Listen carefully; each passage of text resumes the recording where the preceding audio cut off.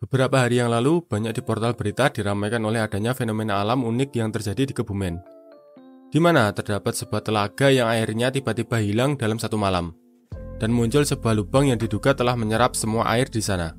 Lokasinya berada di Telaga Blembeng, di Desa Watu Kelir, Kecamatan Ayah, Kabupaten Kebumen, Jawa Tengah. Fenomena tersebut cukup membuat banyak orang bingung, apalagi prosesnya yang sangat cepat, di mana air telaga bisa kering dalam waktu semalam. BTW, sebenarnya sebelum kejadian di Kebumen, beberapa minggu atau bulan sebelumnya, fenomena serupa juga sempat muncul di Jawa Timur, di mana terdapat sebuah aliran sungai di Blitar, yang tiba-tiba aliran airnya tersedot oleh sebuah lubang misterius. Selain itu, kejadian lain yang agak berbeda, tapi masih ada kaitannya, adalah kemunculan gua di Gunung Kidul, saat ada pengerjaan jalur lingkar selatan. Ada pula di Lamongan yang ketika ada pekerjaan penggalian sumur dan tiba-tiba di kedalaman tertentu ditemukan sebuah lorong gua. Lalu sebenarnya fenomena-fenomena alam tersebut adalah hal yang extraordinary, langka, berbahaya, atau malah sebenarnya hal yang biasa saja? Bentuk-bentuk permukaan bumi yang kita lihat saat ini, misalkan pegunungan, lembah, bukit, dan yang lainnya, selain dikontrol oleh tenaga endogen, misalkan proses tektonik, juga sangat dikontrol oleh tenaga eksogen, misalkan seperti air hujan, temperatur, dan angin. Dan tentu saja, jenis batuan yang menyusun permukaan di sana, itu juga sangat mengontrol bentuk-bentuk dari permukaan bumi, apakah berasal dari batuan beku, metamorf, ataupun batuan sedimen. Dan kalaupun batuan sedimen, sedimennya jenis apa? Klastis, biokimia, atau yang lainnya? Selain itu, di mana lokasi pengendapannya? Apakah di daratan, pesisir, peralihan daratan dan lautan, ataupun malah di lautan? Dan salah satu batuan sedimen yang paling banyak menyusun permukaan bumi di Indonesia adalah batu gamping. Kalau kita perhatikan kembali, lokasi-lokasi terjadinya fenomena alam yang kita sebutkan sebelumnya, mayoritas berada pada formasi geologi yang tersusun oleh batu gamping. Mulai dari Kebumen yang berada pada formasi Kali Pucang yang disusun oleh batu gamping terumbu, kemudian kejadian di Blitar yang berada pada formasi Wonosari yang tersusun oleh batu gamping koral, kemudian gua di Gunung Kidul yang juga masih di formasi Wonosari yang tersusun oleh batu gamping, dan kejadian di Lamongan yang berada di sekitar formasi Muncu yang tersusun oleh napal pasiran dan batu gamping kapuran. Jadi secara umum kejadian-kejadian tersebut berada di wilayah yang secara geologi tersusun oleh batu gamping. Secara genesis atau asal, batu gamping tergolong sebagai batuan sedimen biokimia dan berasal dari pengendapan di laut dangkal. Batu gamping memiliki rumus kimia CaCO3 atau yang biasa disebut sebagai kalsium karbonat. Unsur utama penyusun batu gamping adalah Ca atau kalsium yang umumnya berasal dari pengendapan dari koral, terumbu karang, ataupun foraminifera. Terumbu karang yang tumbuh di perairan dangkal itu bisa terangkat karena proses tektonik serta akibat dinamika ketinggian muka air laut global. Ketika terumbu karang yang kaya mineral kalsit sudah berada di permukaan atau daratan, maka akan mengalami proses diagenesa karena berinteraksi dengan oksigen serta air hujan, sehingga menjadi batuan sedimen yang solid, yaitu batu gamping. Jika wilayah pengendapan batu gamping cukup luas, serta ketebalan batu gamping cukup tebal atau lebih dari 250 meter, maka dapat membentuk bentang alam kars. Misalnya kars Gunung Sewu yang berada di wilayah Gunung Kidul sampai Pacitan, atau kars Mars Pangkep yang berada di Pulau Sulawesi. Jadi kalau kalian jalan-jalan atau tinggal di wilayah kars dan melihat batuannya mirip koral atau karang, serta menemukan fosil hewan laut dangkal, ya itu wajar, karena aslinya dari sana.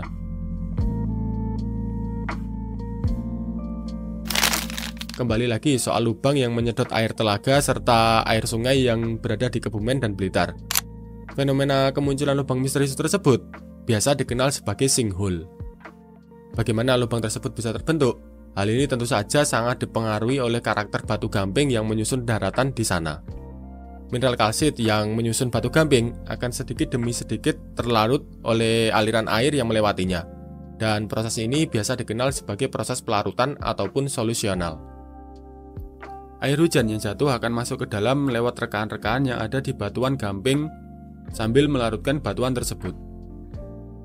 Hingga sampai pada kedalaman tertentu, air tersebut akan bertemu lapisan batuan yang lebih kedap air sehingga tidak bisa tertembus, sehingga membentuk kantung-kantung air bawah tanah dan tentunya juga melarutkan batu gamping di sekitarnya.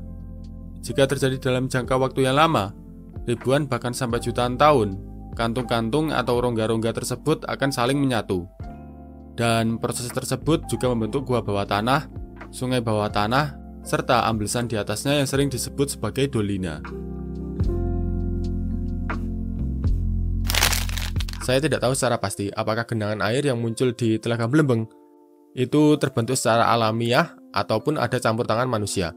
Tapi kalau kalian perhatikan kondisi topografi di Telaga Blembeng, kalian akan melihat bahwa telaga tersebut dikelilingi oleh topografi yang lebih tinggi, sehingga Telaga Blembeng semacam berada di sebuah mangkok. Kalau saya interpretasikan, struktur yang berada di Danau Blembeng bisa dikatakan sebagai dolina, yaitu suatu depresi atau cekungan di daerah kars yang terbentuk akibat proses runtuhan yang diakibatkan karena bagian bawahnya sudah berongga dan tidak mampu menopang bagian atasnya. Dan tentu saja terjadi di masa lampau akibat proses solusional atau pelarutan.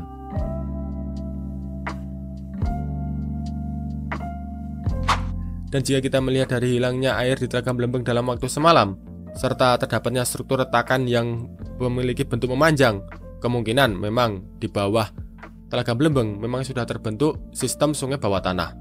Dan apa yang terjadi di Blitar, di mana ada aliran sungai yang tertelan oleh lubang misterius, maka kemungkinan juga di bawahnya sudah terbentuk sistem sungai bawah tanah. Dan itu kalau kalian lihat ada batuan-batuan putih di sekitar sungai, itu batu gamping. Terlihat masih memiliki bentuk seperti koral.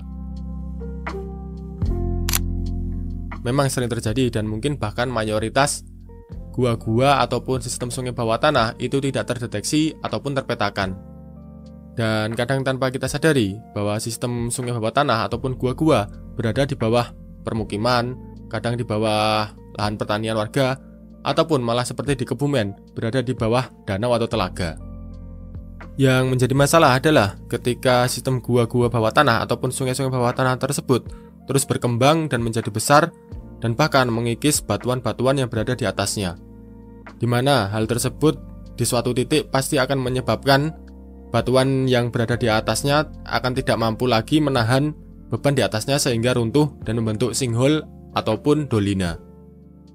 Ya kalau runtuhnya masih di lahan pertanian sih masih oke, tapi kalau runtuhnya di wilayah pemukiman, ya bencana alam. Apakah beberapa peristiwa tersebut termasuk fenomena alam yang langka atau malah biasa saja?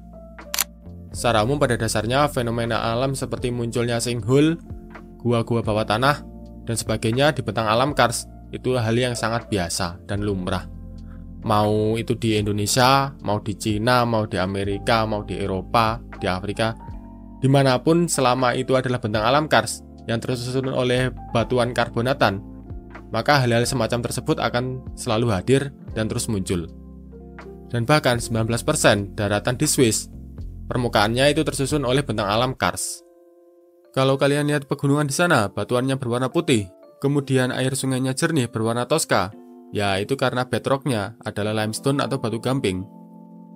Selama tempat-tempat tersebut masih terdapat batu gamping yang menyelimuti, maka proses-proses pelarutan yang membentuk gua, sungai bawah tanah maupun sinkhole akan terus terjadi di masa depan. Dan kita sebagai manusia tidak akan bisa menghentikan proses-proses tersebut. Karena ya itu sudah menjadi bagian karakter dari bentang alam kars, dan prosesnya memang seperti itu. Yang perlu dilakukan manusia hanyalah memahami bagaimana proses alam terjadi di bentang alam kars, sehingga dalam pemanfaatan ruang, kita bisa meminimalisir risiko bencana yang akan menimpa kita. Kalau dibilang bisa menyebabkan bencana, ya kalau terjadi di wilayah pemukiman atau yang ada manusianya, ya bisa disebut bencana. Tapi kalau kita berpikir pakai perspektif yang lebih luas, proses-proses geomorfik yang terjadi pada bentang alam kars bisa membentuk bentuk-bentuk lahan yang menarik, misalkan pegunungan atau perbukitan kars, danau dolina, gua, dan yang lainnya. Contohnya perbukitan kars yang berada di Gunung Kidul yang menyerupai bukit di serial Teletubbies, atau menara kars di Maros yang keren parah, atau Telaga Blembeng yang ada di Kebumen. Apalagi kalau sistem hidrogeologi di wilayah tersebut berjalan sangat baik. Misalkan hutannya masih sangat lebat, sehingga tetap bisa menyuplai air tanah ke gua-gua yang berada di bawahnya, walaupun di musim kemarau. Mineral-mineral kalsit yang terlarut pada air tanah bisa mengendap di dinding-dinding gua maupun lantai gua sehingga membentuk stalaktit dan stalagmit, seperti di Gunung Kidul yang beberapa bulan lalu viral. Proses-proses tersebut tentu saja membentuk permukaan bumi semakin menarik. Bayangkan saja kalau permukaan bumi cuma datar-datar aja, nggak ada gunung, nggak ada lembah, nggak ada gua. Ya ngebosenin.